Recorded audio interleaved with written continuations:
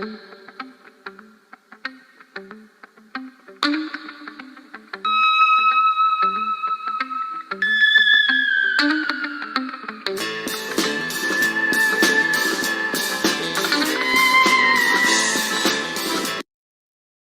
to our anniversary Awakening show, episode 12 from Straight Shooting News.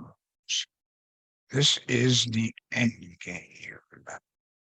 The completion of the global takeover with the end game in sight for an Orwellian form of power and control by ruling class. In this segment, we're going to show you what happens while the Western cultures are pushing their virtue signaling, more culture, climate, the new petrodollar that's coming, authoritarian rule. During St. Petersburg International Economic Forum. It has not been announced what currency will become the common denominator. It seems that a decision on whether it will be the Chinese yuan, Russian ruble, Indian rupee, or something else has not been made. But with that said, what is clear at this time is that it will be a central bank digital currency. Our goal should be focused on writing new rules in the financial sphere in order to enable the use of an already common currency. It doesn't matter whether it is a digital ruble, a digital rupee, or a digital yuan or something else. But this currency must follow the laws of our respective nations, said Babakov. Nations such as Japan, Brazil, and India have been pro-CBDC. China is also a leader in the CBDC race. It has been advancing its CBDC or digital yuan pilot programs for the past couple of years. What's really important to understand here, and I just really want to emphasize it, is that this will pose a tremendous obstacle to the United States dollar having an opportunity, even an opportunity to maintain its value in the long run. Why? Well, because the currency that BRICS is planning to create will be backed by gold or other rare earth elements. It will have tangible value, unlike the United States dollar that is fully backed by the US government and not pegged to any asset of value. Several members of the BRICS deal have been planning to create an alternative for the United States dollar for years now. In 2022, the International Monetary Fund published a report that central banks today are not holding the US dollar as reserves in the same quantities as in previous years. But it wasn't until last year that the issue became one of the top agendas. In 2022, Russia started to explore stablecoins and even planned to create a joint stablecoin with Iran that would be backed by gold and used for cross-border trade between the two countries. 114 plus countries around the world are at various stages of development, with the majority of them already launching pilot programs or researching national digital currencies. In the context of BRICS, China has already launched its digital yuan. Russia planned to launch its digital ruble on April the 1st of 2023. However, the rollout was indefinitely postponed, allegedly due to the regulatory framework that is necessary to pilot the program not being fully finalized. As per the same report, the legislation concerning CBDC could be approved by the Russian State Duma in the upcoming month and is expected to come into effect by May of 2023. So BRICS countries are rapidly moving toward limiting their exposure to the United States dollar. China and Brazil, for example, entered into a bilateral contract that will see both countries trade in their own currencies, which means that China's yuan would be directly exchanged for Brazil's currency. All 5 countries that are party to BRICS are actively participating. We haven't talked much about South Africa today, but it recently sent one of its senior officials to Russia with plans to discuss, quote, recalibration of the global order with Putin. South Africa is preparing to host a BRICS summit in August of this year. It's clear that this new currency, it almost doesn't matter whether it will be a digital yuan or a rupee or anything else. There's no doubt that it will reduce the value of the United States dollar. De-dollarization refers to reducing the dollar's dominance in global markets. Essentially, it is a process of substituting the US dollar as the currency used for trading oil and other commodities. Not only will the BRICS alliance have a tremendous impact economically, but the partnership between the nations is growing stronger in terms of their foreign policies as well. They found common goals and common interests. Those who are in favor of de-dollarization say that this process would reduce other countries' dependence on the US dollar and the US economy, which has been, of course, growing weaker. And then in turn, BRICS countries believe that moving away from the dollar would help them mitigate the impact of economic and political changes in the United States on their economies. It will also help them reduce the exposure to currency fluctuations and interest rate changes, which can help to improve economic stability and also reduce the risk of financial crisis. This is especially important for developing nations. According to a Bloomberg report, China's yuan has replaced the US dollar as the most traded currency in Russia. Previously, I mentioned that 20% of Russian central bank reserves is held in yuan. Did that alarm you? Were you paying close attention? If not, let me refresh what you said.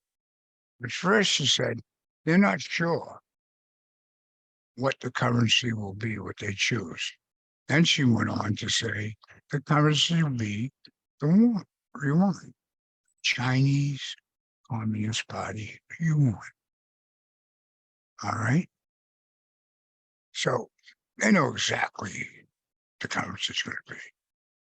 And she also said it will be ruled by their laws, the laws of the ruling nation. The Communist Chinese will be the dominant nation in Britain. All others will just be toadies. Their currency is going to be backed up by commodities, just like Nixon told you when we showed you his speech, when he said it was back in the U.S. with the petrodollar and other commodities. Those were Nixon's words. You're hearing history repeat itself. May of 2023, Russia's going to roll theirs out. As I said, Putin was originally against it. And then the U.S. pushed. That's a whole other story right there, but here we are. So all the countries' influence. To repeat myself, what I told you in the previous episode, there'll be meeting in August of this year to accept new nations into the BRICS fold. And we've heard it so many times. If they're watching the series, all the countries that are applying, all these countries in BRICS will participate in the digital global currency. The de-dollarization of the world means global slavery. Now, if you haven't heard enough yet, play this next segment.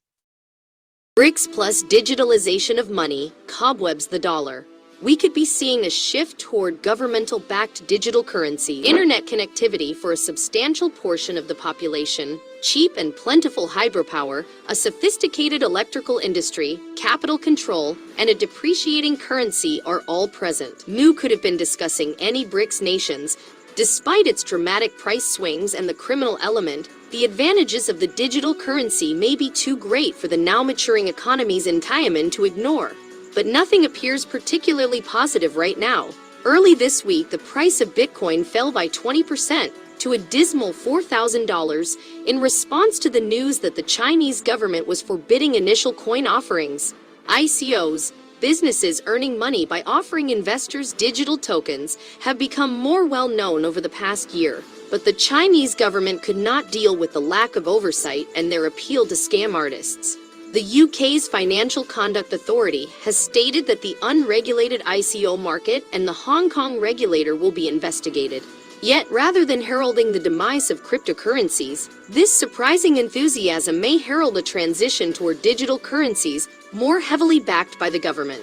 The leaders of Brazil, Russia, India, China, and South Africa unanimously outlined a vision for a more just, equitable, fair, democratic, and representative world political and economic order at Xiamen. The new economies want to overthrow the established ones by utilizing new supranational institutions like the Asian Infrastructure Investment Bank and New Development Bank, yet they have not fully delivered their promise to advance digital currencies. Notwithstanding the authorities' hostility against it, China is responsible for 20% of all worldwide Bitcoin mining, approving transactions and producing new coins. The software essentially pays users with a limited supply of digital currencies to update the ledgers where Bitcoin transactions are recorded. Over the past 10 years, as more people began using Bitcoin and mining competition increased, it has been harder to solve these transactions. Currently, the mining of the currency necessitates vast networks of specialized hardware and software. These networks must run continuously, which uses a lot of energy. Since there is a lot of inexpensive coal in China, a sizable percentage of this activity originates there. In Inner Mongolia, where many of the activities for mining currencies are located, power plants are overloaded. However, given the interest from other countries, this dominance is not anticipated to last for very long. Russia is currently posing a severe threat to the status quo and creating a potential new path for state-backed cryptocurrencies, while only contributing 2% of the world's Bitcoin mining.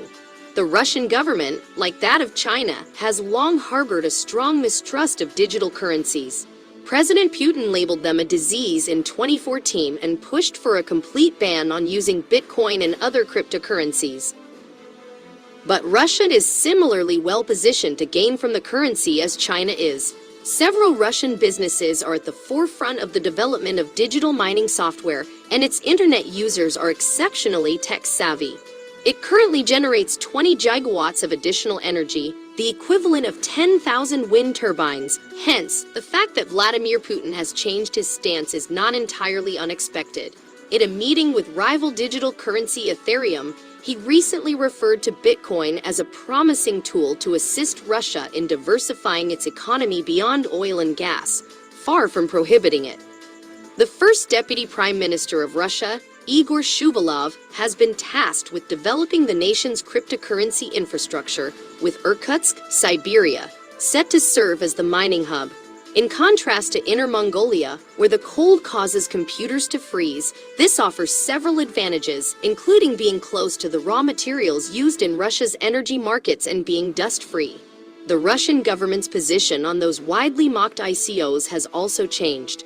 Shuvalov is putting together a $100 million offer to help finance a cryptocurrency mining business supported by the Russian government. With the money, Russia will be able to compete better in the market for digital currencies by developing graphics cards and other technologies. While Russia's wealthy elite may stand to gain significantly from bypassing capital controls, other individuals may soon learn that digital currencies offer special advantages. Brazil has a history of migrating to the most profitable natural resource. Why not digital then? India has tremendous mining potential and is a leader in software engineering. Beautiful irony if Bitcoin operated the real Silk Road instead of the one that existed only in the wilds of Central Asia. Let's examine how BRICS Plus initially came to be. The BRICS phenomenon went through several successive stages before becoming what we are familiar with today. Goldman Sachs developed the idea for the group as an investment initiative in 2001. Back then, Goldman Sachs advised fund managers, asset managers, and other interested parties to pay close attention to the corporate assets and shares from the 4 emerging countries that made up the BRIC: Brazil, Russia, India, and China, as it was known at the time. After the US's 9/11 attacks and the world's financial crisis of 2007 to 2009, the BRICS were expected to create the groundwork for a new, better, and more wealthy world. As a major force behind GDP development and an integral component of global value-added chains, the BRICS optimism the global economy. The 4 nations significantly contributed to the recovery of the world economy's GDP following the subprime mortgage crisis and dot-com bust in 2000 to 2001. because they produced them at reduced rates and with acceptable quality. The four also assisted emerging and developed countries in gaining access to cheaper, more competitive commodities made by the BRICS. In the early 2000s, the markets of the BRICS countries were flourishing. Share prices of the BRICS companies rose due to the boom. Thus, Goldman Sachs thought it would be the next great thing in finance. It made a solid case for the notion that by 2050, the GDP of the four will surpass that of the G7 nations taken as a whole. The group was so prosperous that the bank was forced to alter its prediction multiple times, claiming it might occur 15 years early. The first summit of the BRIC leaders took place in Russia in 2009. At this point, the BRICS began to perceive themselves as more material regarding politics and economics. Consequently, the BRICS soon evolved from an idea of an investment portfolio to a powerful group of emerging market nations that might influence matters of global economic significance. Do it in 2010, it was even more obvious that the group was committed to being a worldwide economic force and a global reformer. The BRICS have begun to assert their economic and political influence over major world concerns. You understand that? Did you understand that? You had better, because this is concerning. They knew in 2010 the direction they were heading. Mr. Transform America, Obama. Wasn't it wonderful? We were all woke. We elected the first president of color. Oh, great. Was he qualified to lead? Okay, but let's go back.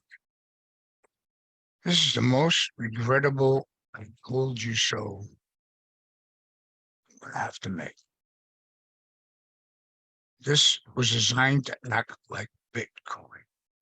Warning and caution everyone not to feed the beast of this Bitcoin and global digital currency and any kind of law. China has been behind finding, also been cautioned about who's behind Bitcoin. No one seems to know, but China has a major interest in mining. The whole system they're going to implement through BRICS with this government-issued digital currency cannot be supported by green energy. Explain that. If you didn't understand it, go back and listen to it again. So when they're telling you that they care about climate change and your health, or it's like they're lying straight to your face. You better accept that now. Now, graphic cards, those aren't going to be graphic cards that they're going to issue. They're going to issue surveillance cards. It's going to control every dime you spend. And they're going to tell you where you can spend it, what you can spend it on, which will mean where you can go and what you can do. You just surrendered all your freedoms. But stay tuned. We can stop this. But here we go. BRICS was designed by Goldman Sachs, the banksters. It's a lesson to be learned about these banksters. I've known it. I've never fed the beast with BRICS. I was cautioned about this when they first implemented the 401ks and took the control of pension plans away from private companies. And what the 401ks and the other investments did was put the responsibility into the government's hands instead of these private companies. So I'm not new to this. I'm not trying to scare you, pull your chain. And I can't even blame anybody who became involved because it did sound so good. But now it's a wake-up call.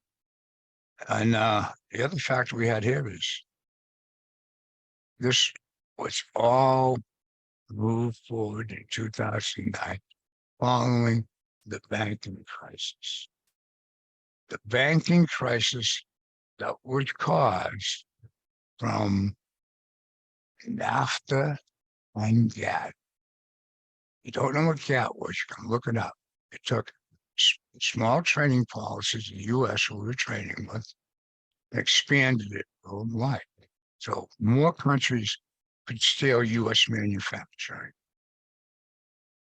They said it was implemented over 15 years, the slow boil of the frog, so he wouldn't jump out of the pan because he knew he was getting cooked. Finally reached the 15-year point after it signed. The financial crisis hit. Let's take a look at what temporarily halted this Orwellian nightmare. Hopefully, what happened will return and will help us defeat its evil global plot. For instance, during the global financial crisis that almost caused the collapse of the world economy, the BRICS countries enthusiastically backed the idea of reforming the international banking system. The BRICS, especially resource-rich Brazil, Russia, and South Africa, benefited from the early 2000s commodity boom and its comeback in the early 2010s. China joined the World Trade Organization and surpassed all other countries regarding merchandise exports by 2009. India became a hub for global aid for the rest of the world. Hence, even after Goldman Sachs denied participating in the continuation of the BRICS dream as a savior of the current global economic order, the assets and currencies of the BRICS were still highly appealing to international investors. The BRICS' strong belief in their future as a new global economic hub was fueled by their economic success. To diversify foreign exchange risks, the group seriously considered internationalizing its currencies and substituting some US dollar reserves with national currencies. The 2013 to 2014 US Fed monetary tightening increased capital costs, boosted the dollar, and restrained support for the existing global economic order and international monetary system, leaving them largely unaltered and unchallenged with the US as the undisputed leader. Despite several crises during the first 2 decades of the 21st century, the BRICS remained somewhat of a driving force in the world economy. We must acknowledge, nevertheless, that the BRICS made an effort to advance both economic and political goals, particularly in the wake of the U.S. starting a trade war with China. As a result of the crisis in Ukraine, Russia experienced waves of economic and financial sanctions and was essentially cut off from the rest of the world. Brazil struggled under the populist presidency of Jair Bolsonaro to maintain its democratic facade. Following the election of the conservative Bharatiya Janata Party, led by Prime Minister Narendra Modi, India also experienced reputational damages. Under the weight of societal unrest and corruption, South Africa suffered considerably. The strain on the BRICS rose as a result of the global financial and economic crisis, as well as the Corona dispute, further dividing the group of nations. The BRICS never had a common membership. Due to several domestic challenges and strains, each member state was forced to focus more inward rather than on greater intra-group collaboration and development. Nonetheless, the BRICS remained intact. Even today, when it needs to be revisited to participate in a new, less globalized world economy and unfriendly economic and political environment, it is still a very intriguing economic, political, and social phenomenon that merits examination. To de-dollarize their foreign exchange reserves and reduce their dependency on them, and for the international order that we have worked for generations to build. Ordinary men and women are too small-minded to govern their own affairs. That order and progress can only come when individuals surrender their rights to an all-powerful sovereign. Ordinary men and women are too small-minded to govern their own affairs. That order and progress can only come when individuals surrender their rights to an all-powerful sovereign. You just have to flood a country's public square with enough raw sewage. You just have to raise enough questions, spread enough dirt, plant enough conspiracy theorizing that citizens no longer know what to believe. Once they lose trust in their leaders, in mainstream media, in political institutions, in each other, in the possibility of truth. The game's won. You understand the end game now? You understand why we must fight? What we must do? If you don't, let me explain this to you. They went after all the resource-rich companies. China joined the WTO, despite being a communist nation. Like we explained in our previous video about the Libertarian Party platform, about how we recognize that there is totalitarian governments, but we do not recognize them as being legitimate. Why didn't anybody listen? Why was the advancement of BRICS halted? You need to understand this.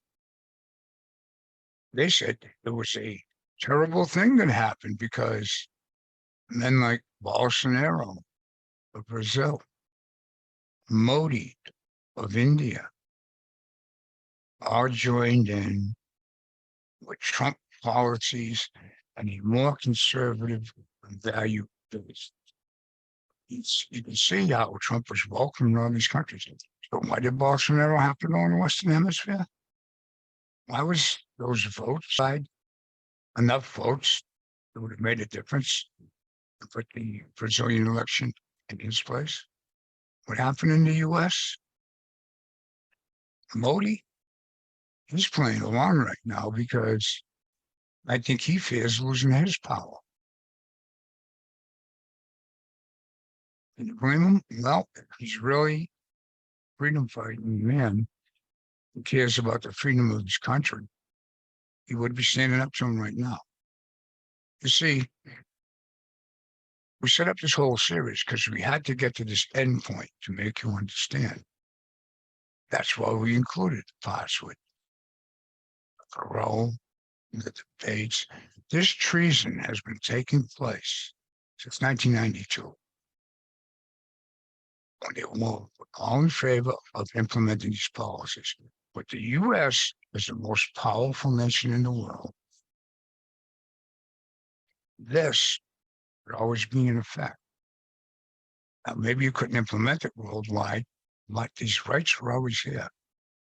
The human race had a chance to fight back.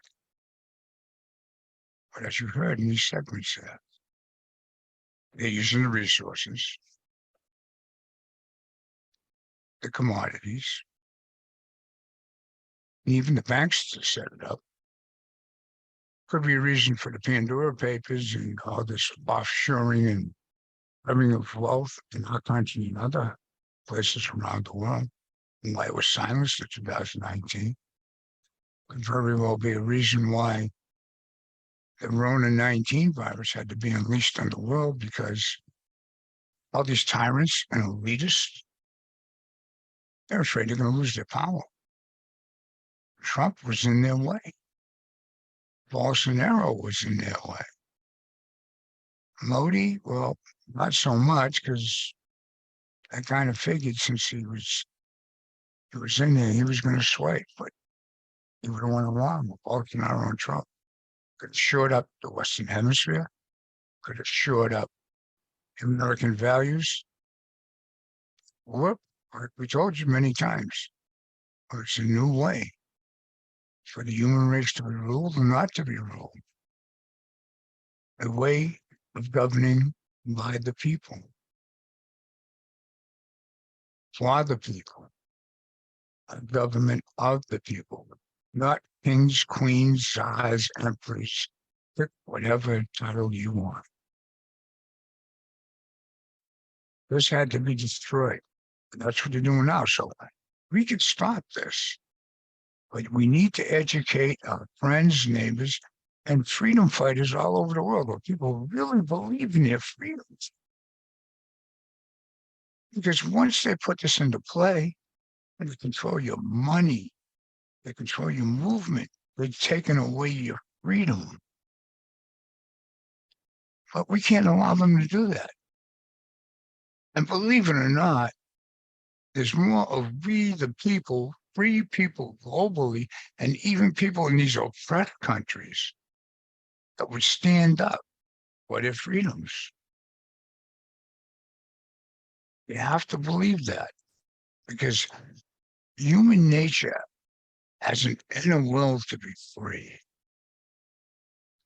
It's a spirit.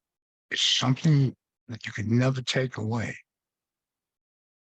So all these people, just toadies and following along, you've got to confront them. You've got to tell them, no more, no mas, no more. It's over.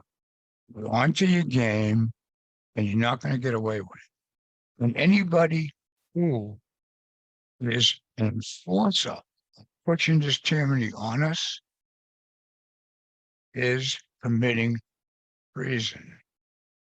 Keep that in mind in your fight. And remember, like we always tell you, this is your weapon in the U.S., the free world. You would have similar rights written in somewhere. And may not be etched in stone as much as the United States, but you do have these rights. Do not fall for this BRICS or the government-issued digital currency. With that, I hope you enjoyed our series. And like I said, we can beat this if we become informed on Jefferson's, like Cicero's. You have to be informed to remain free. With that, I hope you enjoyed it.